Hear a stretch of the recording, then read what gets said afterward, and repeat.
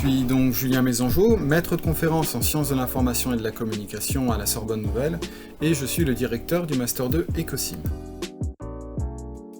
C'est d'abord un Master 2 qui a été pensé dans sa pédagogie et sa manière de mettre à disposition et d'administrer les cours comme étant avant tout adressé à des publics avec troubles du spectre autistique.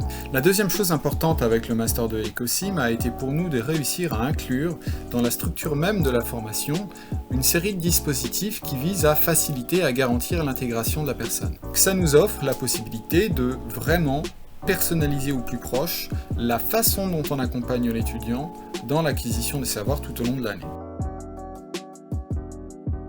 C'est deux orientations possibles. La première, c'est les data. Vous arrivez dans le master avec un certain niveau préalable, une certaine connaissance du domaine, et vous passez l'année à travailler sur des cours qui vont vous permettre d'acquérir une maîtrise d'outils comme R, d'outils de business intelligence comme Tableau. La seconde orientation possible, c'est l'ingénierie e-learning. Vous arrivez dans le master, vous n'êtes pas spécialement intéressé par les chiffres. Pourquoi tout public avec TSA devrait être passionné par l'informatique?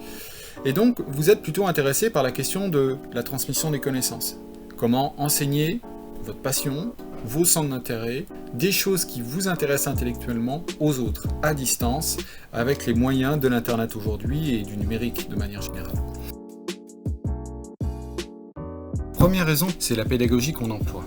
Ces cours sont à distance. Pour concevoir ces cours, nos enseignants ont dû suivre un cahier des charges qu'on a défini pendant un an avant le lancement du master.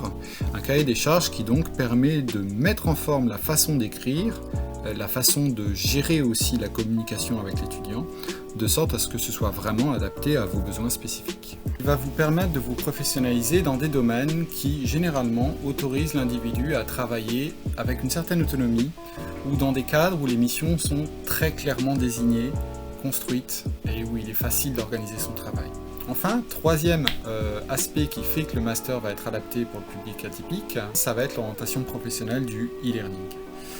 L'ingénierie e-learning, c'est essentiellement un métier qu'on fait à distance. Et donc, on va être dans un travail en autonomie, dans des équipes bien sûr, mais globalement, c'est une tâche qui vous permet de vous organiser comme vous le voulez.